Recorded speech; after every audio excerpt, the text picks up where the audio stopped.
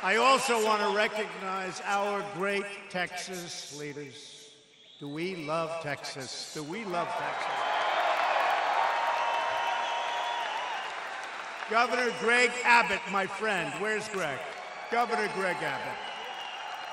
And he's running, and I've already done it, but I will tell you, Greg, I fully endorse you. You are endorsed. He has done a great job. I'll tell you, you had your water just pouring down on top of you, just kept coming and coming. He kept calling and calling. We need more money, money, money.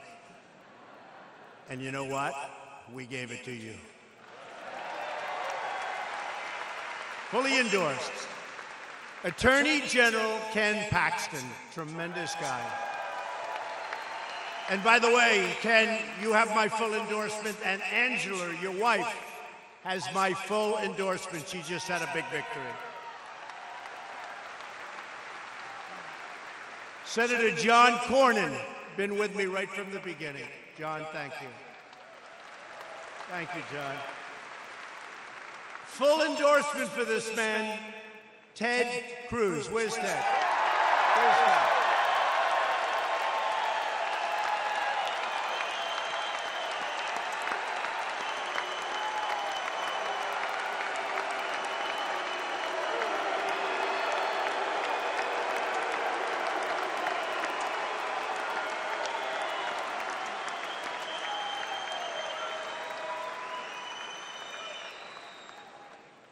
Thank you.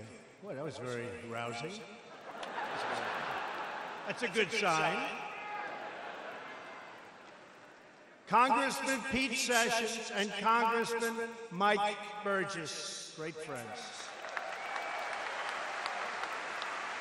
We're also joined by Pete Ricketts, Dana Loesch, Charlie Kirk, Diamond and Silk.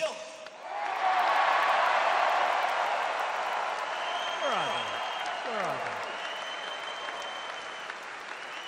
They're so great. Mark Geist, Richard Hutchins, Pete Brownell, and Leslie Rutledge. Finally, I want to thank all of you, the true American patriots of the NRA, who defend our rights, our liberty, and our great American flag. Thank you. Thank you very much.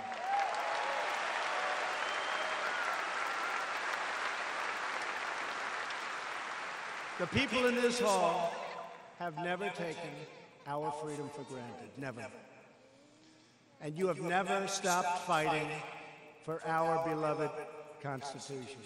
Incredible people. Thank you. You give your time, your energy, your vote, and your voice to stand strong for those sacred rights given to us by God, including the right to self-defense.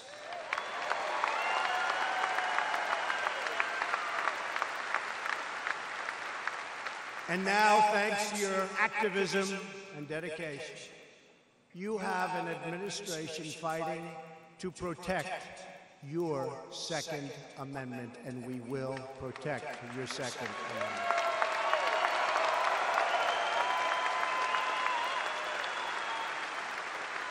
Your Second Amendment rights are under siege, but they will never, ever be under siege as long as I'm your president. All of us, thank you. Thank you. All of us here today are united by the same timeless values. We believe that our liberty is a gift from our Creator and that no government can ever take it away. We believe in the rule of law.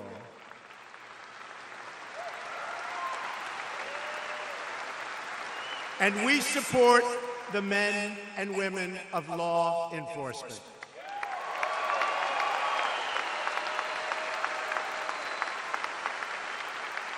We have pride in our history and respect for our heritage. We put our hands on our hearts for the Pledge of Allegiance, and we all proudly stand for the national anthem. We proudly stand.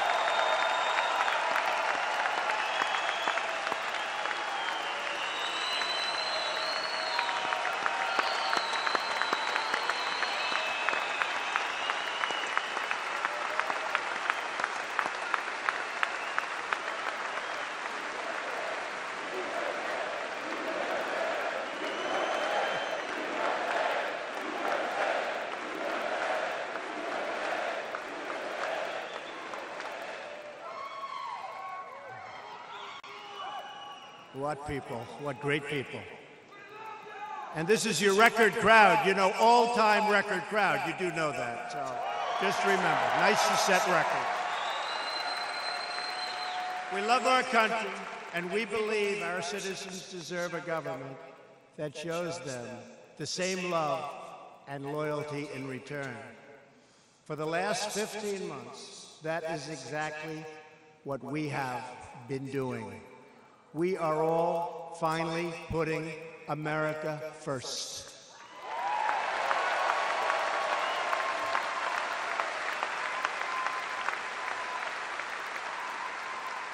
And we are seeing the incredible results as a result of our massive tax cuts, and everybody is benefiting and everybody is happy.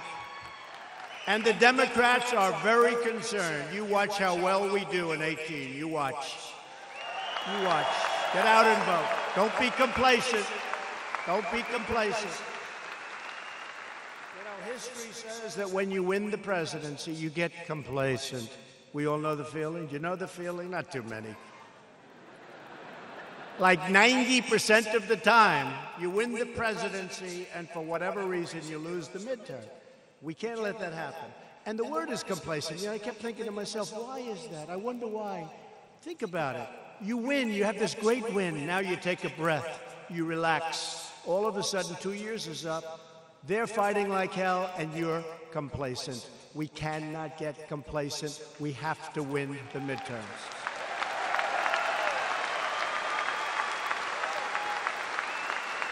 Because since the election, we've created 3.2 million jobs, unthought of. If we would have said that 3 years ago during the campaign, people would have said, what a horrible exaggeration. That's so terrible. They wouldn't have believed it. 3.2 million. The unemployment rate, you saw that just today, just fell beneath 4% for the first time since the beginning of this century.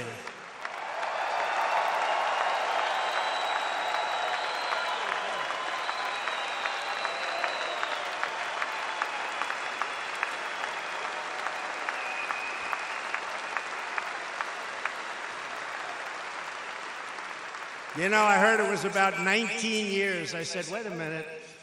The beginning of the century sounds better. So I say, the beginning of the century. More beautiful. African American unemployment has reached another all-time in history record low in history.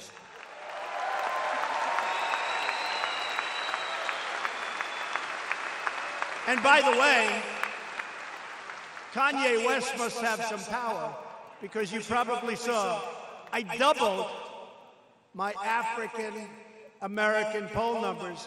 We went from 11 to 22 in 1 week. Thank you, Kanye. Thank you.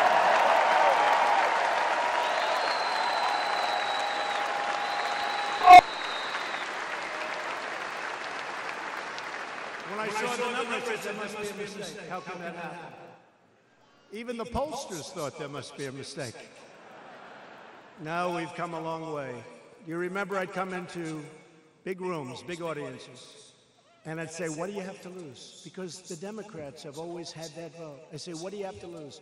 Horrible on crime, horrible on education, horrible on everything. I'd say, what do you have to lose?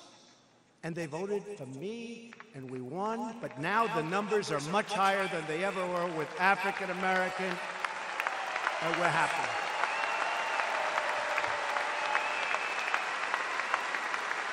And the same thing with Hispanic American unemployment. which is also at the lowest level in history. Unemployment, lowest level in history. And women's unemployment, many women, is at the lowest level in almost 20 years. Think of that. So we have the best employment numbers we've virtually ever had. And yet, all we hear about is this phony Russia witch hunt. That's all we hear about. So, just when I'm walking on the stage, a highly respected judge in Virginia made statements. It says, Wall Street Journal, it says, judge questions Mueller's authority to prosecute Manafort. Now, Paul Manafort's a nice guy, but you know, he worked for me for a very short period of time, literally for, like, what, a couple of months? Little period of time. Then what happens? He worked for Ronald Reagan. He worked for Bob Dole. They worked, I think, as a firm for John McCain.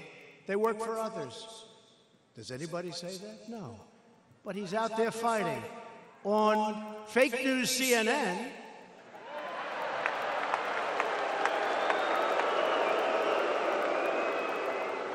I think NBC may be more distorted and worse, but no, but on CNN, they have a headline. Judge in Manafort case says Mueller's aim is to hurt Trump. You believe that? This is what we're up. It's called the witch hunt. So I just said, give me that article. I want to read it. Just happened a few minutes before I walked on stage. A federal judge Friday questioned special counsel Robert Mueller's authority to bring tax and bank fraud charges unrelated. Nobody knows that. Everyone thinks, oh, unrelated to the 2016 election against former Trump campaign manager, Chairman Paul Manafort. He was there for a short while. But he's a good person. He is. I really believe he's a good person. Judge T.S. Ellis, who is really something very special, I hear, from many standpoints. He's a respected person. Suggested the charges before the U.S. District Court for the Eastern District of Virginia were just part of the Mueller team's designs to pressure Mr. Manafort into giving up information on President Donald Trump or others in the campaign. I've been saying that for a long time. It's a witch hunt. Then, none of that information has to do with information related to the Russian government coordination and the campaign of Donald Trump. It doesn't have anything to do. It's from years before. Then, how does this have anything to do with the campaign, the judge asked. Let me tell you, folks, we're all fighting battles, but I love fighting these battles. It's really a disgrace. What's happening to our country is a disgrace.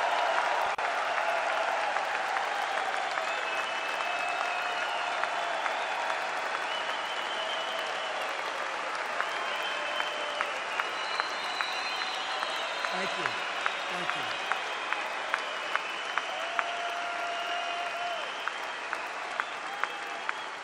Can you imagine if we ever called for a rally in Washington, D.C.? There wouldn't be enough room. There wouldn't be enough room. We have a lot of love going on. You know, people don't realize we have great love going on in this country. Great love. It's right here. We have, and by the way, you just saw the recent poll. It came out, the Rasmussen, 51 or 52. It's the highest level I've ever been at. How does that happen when you only get bad publicity? How does that happen? That's because people realize that a lot of what you read and a lot of what you see on television is fake. They realize it. The people are smart. The people are smart. So you have a battle also. You have a battle to keep your rights, and we're going to keep those rights. You're going to be so happy. You have to say, you weren't sure that Trump was going to win, but you all went out there. You all went out there and you voted. You voted.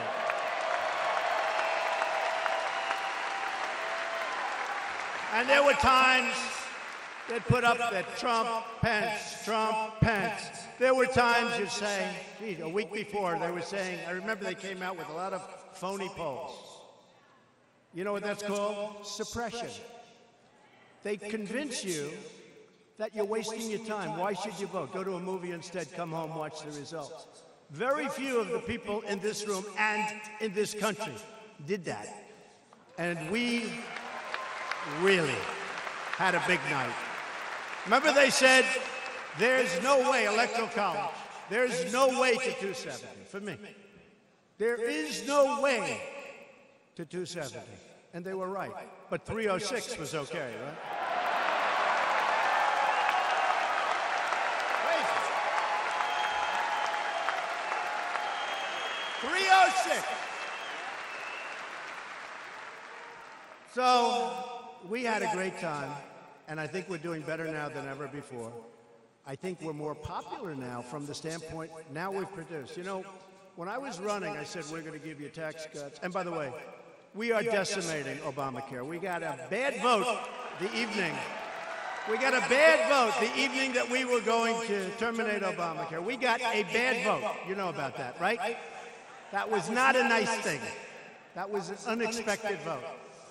But if you look at the massive tax cut bill, we also got rid of the individual mandate, which is the worst part of Obamacare, right?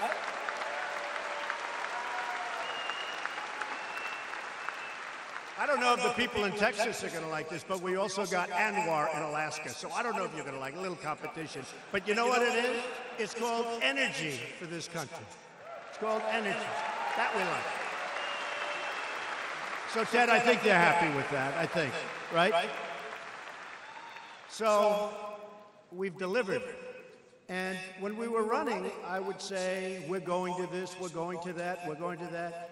A certain person that's not a very fair person in the media said, I have to say, Trump has actually delivered more than he promised, which is probably the first time people have ever heard that statement. We've actually delivered more than we promised. And let me just tell you this, we're really doing well with North Korea. We're really doing well, okay? Right?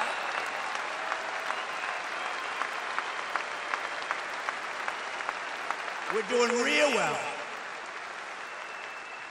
Remember they said, oh, it's going to be terrible. They were actually saying 3 months ago, when the rhetoric was rather sharp. Do we agree?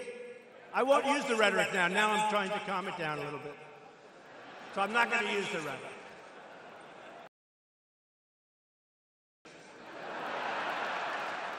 I know you come from Texas, whoever the hell you are.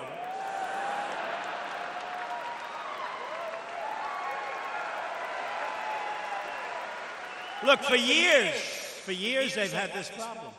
And everybody has said sort of, oh, don't talk, please don't talk. The last administration had a policy of silence. Don't talk. You may make them and him angry. Don't talk. If a horrible statement is made about the United States, don't say anything. We have no comment. Please, please. Oh, my God.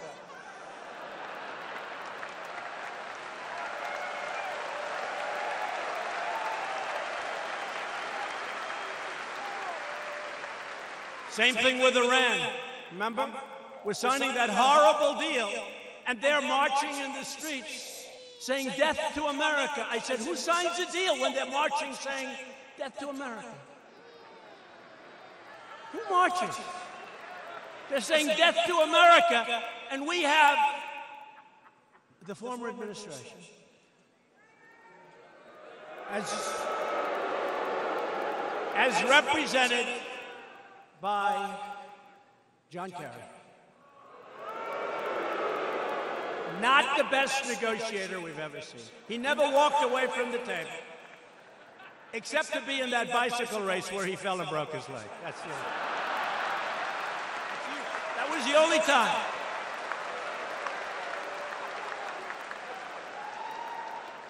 I said, don't tell him you broke your leg. Just stay inside. Say you don't want to negotiate. You'll make a much better deal. But he broke his leg. And I learned from that. At 73 years old, you never go into a bicycle race, okay? Just don't. Just don't do that. I'm not 73, he was, okay, but I'll be there. But we have great things going on. And, you know, with respect to North Korea, remember how strong it was, and they were saying, this is going to be nuclear war. We're going to have no. You know what gets you nuclear war? Weakness gets you nuclear war. Being weak gets you nuclear war. That's what gets you nuclear war.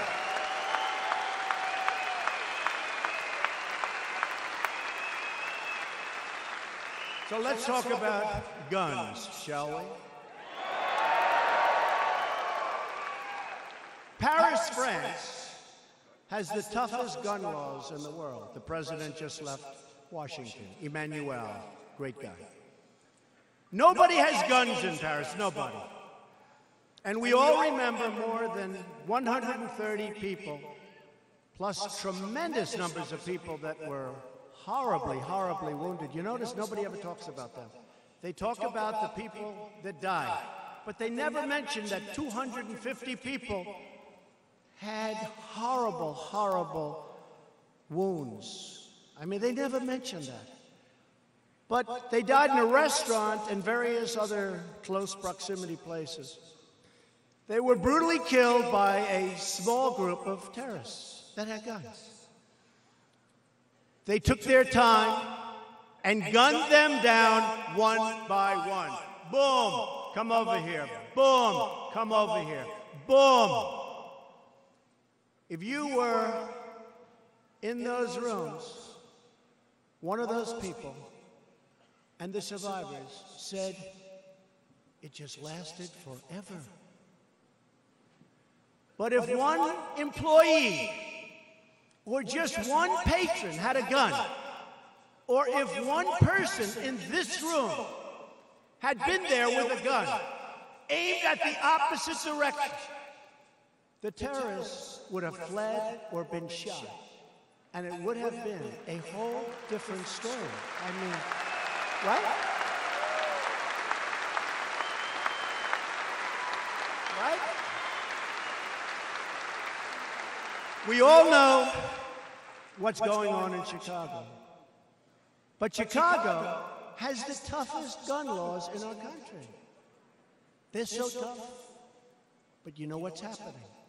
It seems that if we're going to outlaw guns, like so many people want to do, Democrats, you better get out and vote. Then we will get out, and you know what I'm going to say. We are going to have to outlaw immediately all vans and all trucks, which are now the new form of death for the maniac terrorists, right? They take a truck and they run over 8 people and wound 16, like what happened in New York and what just happened. It's happening all over. So let's ban immediately all trucks, all vans, maybe all cars. How about cars? Let's not sell any more cars. I love you too. Thank you.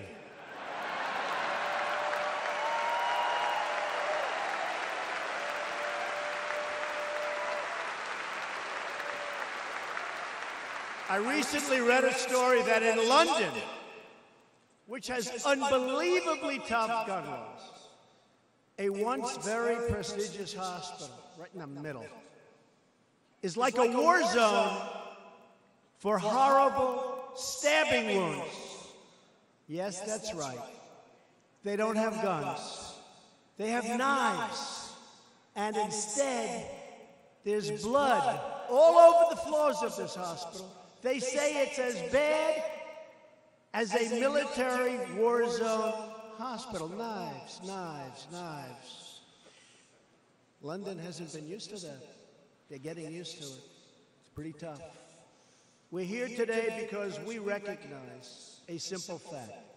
The one thing that has always stood between the American people and the elimination of our Second Amendment rights has been conservatives in Congress willing to fight for those rights, and we're fighting.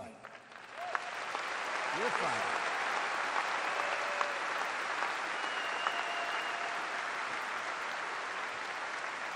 We're fighting to defend our freedom. We need the people in Washington to support our freedom, to support our candidates, to support Ted, to support the people that have to raise their hand. You know, they say we have a majority. We have what? A majority of one person? That's not really a majority. We need Republicans to do it right, to get the kind of things we want. We've got to get Republicans elected. We've got to do great in 18. Those midterms, we have to do good. We need judges who will enforce our laws, protect our sovereignty, and uphold our American way of life. The Constitution can't be changed by judges, bureaucrats, or the United Nations. That is why we are appointing federal judges who will interpret the law as written.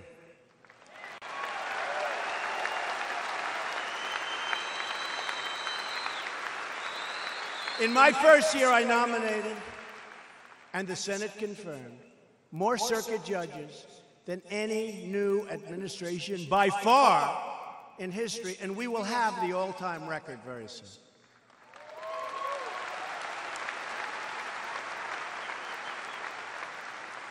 President Obama was very nice to us because he left us a lot of judges tonight. I said, that's a lot of judges. Like almost 140. That's a lot of judges. I was very surprised. I was very happy.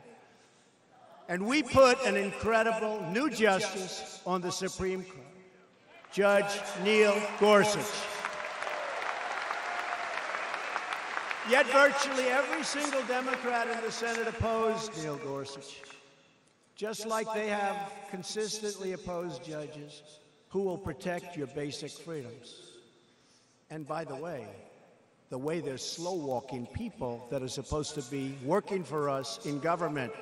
If you look at what they're doing, in the history of this country, there has never been anything like what the Democrats are doing on great people who gave up their jobs and their lives to take a job as an ambassador or people working for our government, and they can't get approved because every single one of them is being slow-walked by the Democrats, and it's never happened before. And you know what? I hope we have long memories, but I hope we don't have to worry about it because we're going to be there a long time, so we won't have to worry about it. But what they're doing is disgraceful. What they are doing, Schumer and the group, what they are doing is disgraceful. What they're doing to the wall and immigration is disgraceful, and you just take a look at the border, okay? You take a look. Take a look at what's happening. My administration and conservatives in Congress were elected to uphold your rights, to rebuild our military, which we are doing a great job of rebuilding, to restore our prosperity, to secure our communities and defend our borders.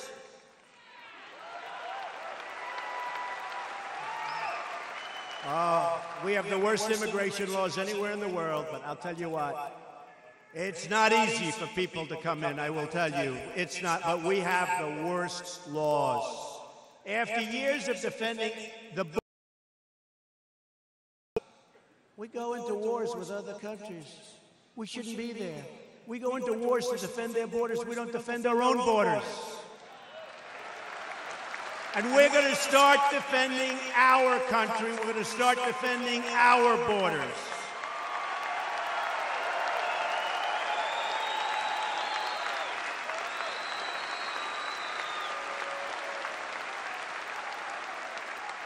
You've all seen on television, all over the papers, the illegal migrants pouring up through Mexico, flooding the border.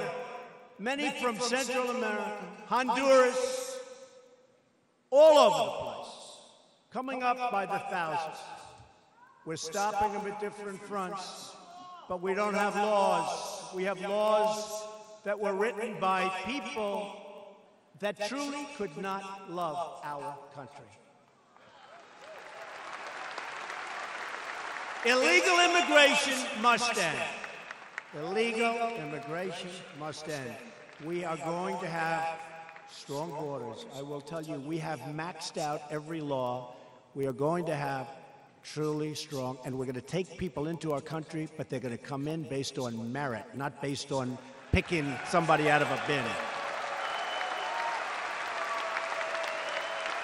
We are not going to let our country be overwhelmed, and we're going to demand Congress secure the border in the upcoming CR. It's going to be very soon. It's going to be very soon.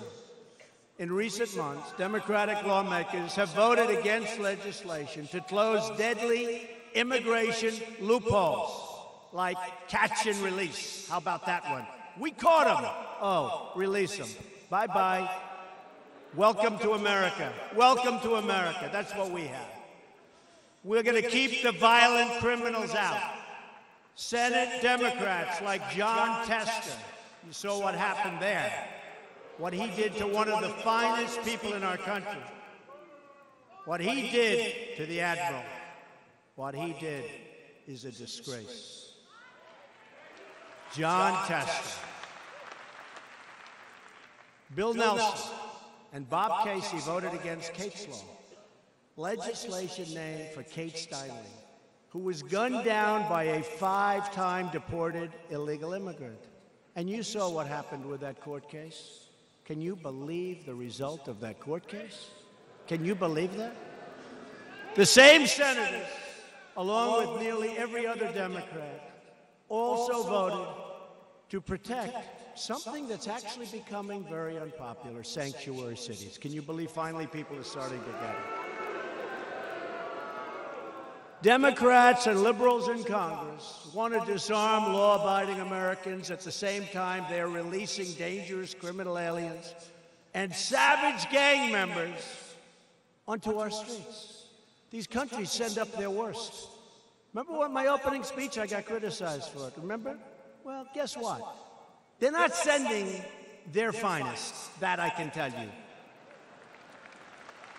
We're getting some real beauties in here. But we're taking MS-13 horrible killer gang members, we're getting them out because our guys are much tougher than theirs. There is not even a little bit of a contest. And that's the only language they understand. That's the only language they understand. These are savage killers. My administration believes our cities should be safe havens for Americans, not sanctuaries for criminals.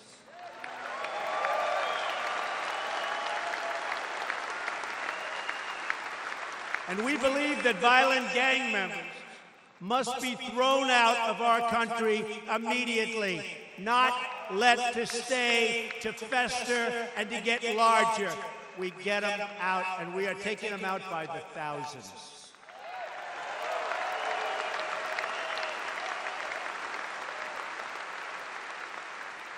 And if we had the right laws, which we can have very quickly with cooperation, we wouldn't even have a problem. It'd be so much better, so much easier. We believe that politicians who put criminal aliens before American citizens should be voted out of office immediately.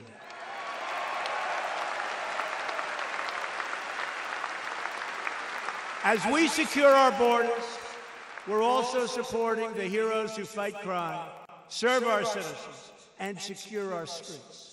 Our brave men and brave women in blue. We love them.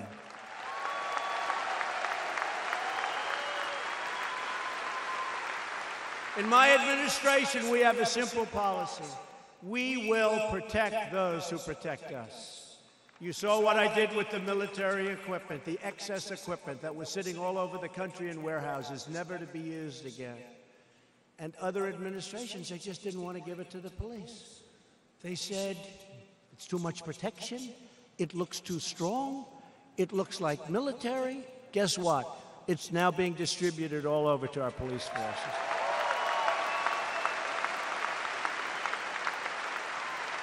And it's better than they could ever buy. Can't buy stuff like that. Out to the family of slain Dallas police officer, Rogelio Santander, who last week was murdered in the line of duty very, very close to this arena. We ask God to help the others who are wounded, and they will recover, they will be better, they will be back. Send our love. So important. Thank you.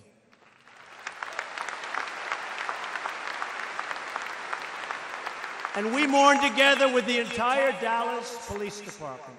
It's a great police department. A police force that has lost too many heroes, but has never lost its will to protect and to serve you.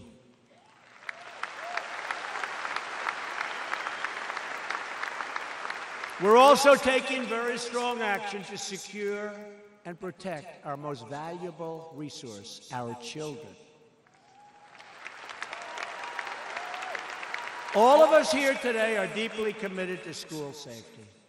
Nothing is more important than protecting innocent lives. And I will tell you, Wayne and Chris and all of the people at the NRA, we speak about it all the time. These are great people. These are great Americans. These people have great heart.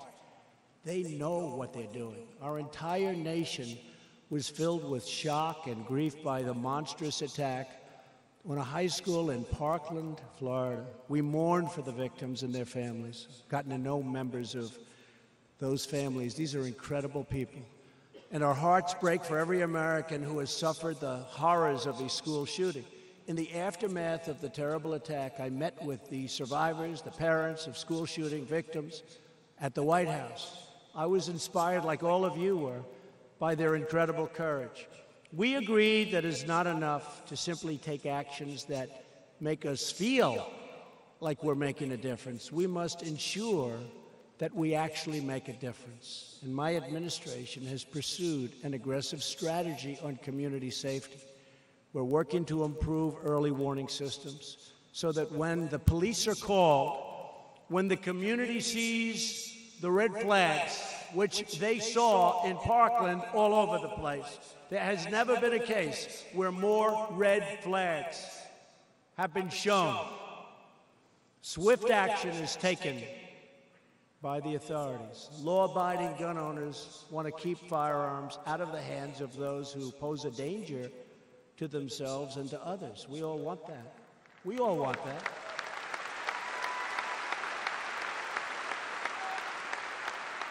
I recently signed legislation that includes more than $2 billion to improve school safety, including the funding for training and metal detectors and security and mental health. Mental health is a big one. They don't like to talk about mental health. Mental health, that was the #1 example in Park. That legislation also made vital improvements to our background check system, which everybody wants. Finally, all of us agree that we must harden certain schools. At the same time, the police have to be able to get into those schools if there's a problem. We want armed guards. We want to be able to get in. I saw some of the craziest plans that I've ever seen. You can spend a fortune on each school. You will spend so much. Nobody knows more about construction than I do. You will spend so much. You're going to make it so hard that you can't run a D8. You know what that is, right? Through the doors. Means a tractor. There's only one problem. If one of these maniacs get in, and it's so hard, you can't get in. So you have to be careful.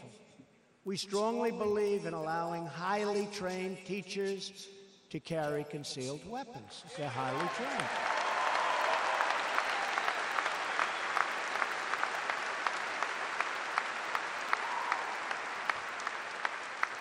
And we want highly trained security guards. 98% of mass public shootings have occurred in places where guns are banned, just so you understand. Tragically, as we've seen, there's no sign more inviting to a mass killer than a sign that declares this school is a gun-free zone. Come in and take us. 98%. You know, they're cowards. You saw that in the recent case where he did all of his damage and then he sort of slinked out of the school. And the policeman outside caught him in a different community. That policeman did a good job. That policeman did a good job. Caught him in a different community. But they are cowards. When they know there's guns inside, they're not going in. We just don't understand that. We can't get that word out. But highly trained people. At the same time, there is no stronger deterrent for a sick individual than the knowledge that their attack will end their life and will end in total failure. When they know that, they're not going in. You're not going to have school attacks. We support the Second Amendment, not only because we believe in freedom, but also because we trust in everyday, talented, wonderful people. They love our students.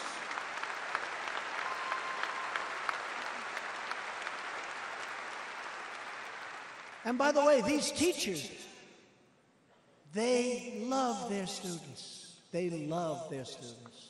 They understand it. They love their students, and they're not going to let anybody hurt their students. But you have to give them a chance.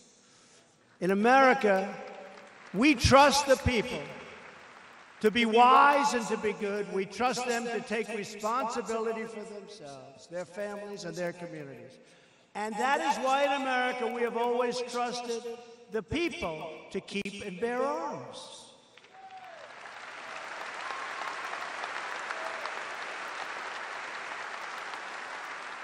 It is fitting that we gather today in the great state of Texas, a place that cherishes their right like no other.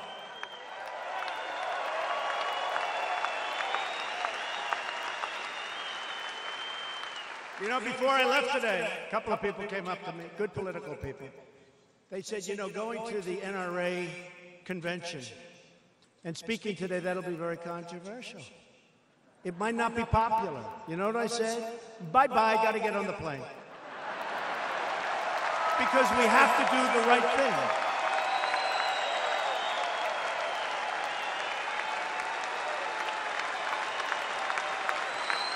We have to do the right thing.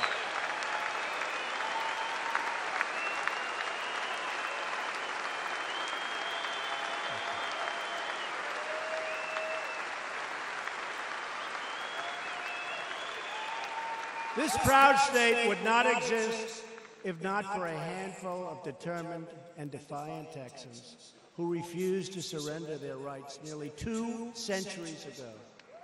Right? You know who I'm talking about. You know who I'm talking about. In 1835, soldiers from General Santa Anna's army marched into the little Texas town of Gonzales and ordered those settlers to surrender their small cannon they relied on to protect their lives and protect their homes. The Texans refused. You refused. You're tough. That's right. They were not about to give up their only means of self-defense. In response, Santa Anna's army returned with a large group of additional people. They had men all over the place. The army was big. This time they were met by dozens of Texans, settlers, soldiers, and ordinary citizens who had rushed to Gonzales to defend their rights and their freedom. As Santa Anna's men watched from a distance, those brave Texans raised a flag for all to see. And you know what it said. On the banner, they painted a cannon along with 4 words that echoed through the ages. And you know what it is? It said, "Come and take it. Come and take it."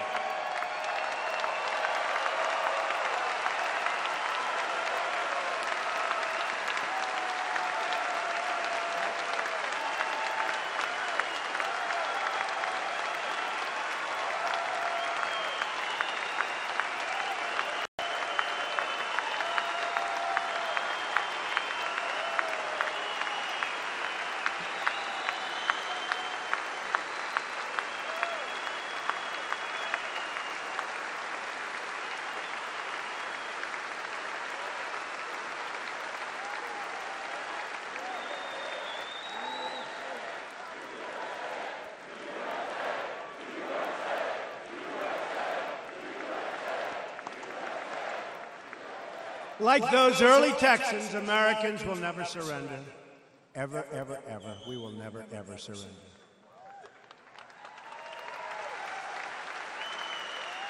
We will never give up our freedom. Americans are born free. We will live free, and we will die free.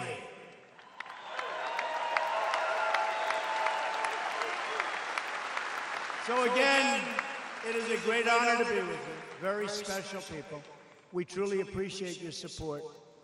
I'm doing the right thing. I'm doing it for you, but we're doing the right thing. We're doing the right thing together. I want to thank again all of our friends and patriots from the NRA. We will never fail, and we will always protect your Second Amendment. Thank you, God bless you, and God bless America. Thank you all. Thank you.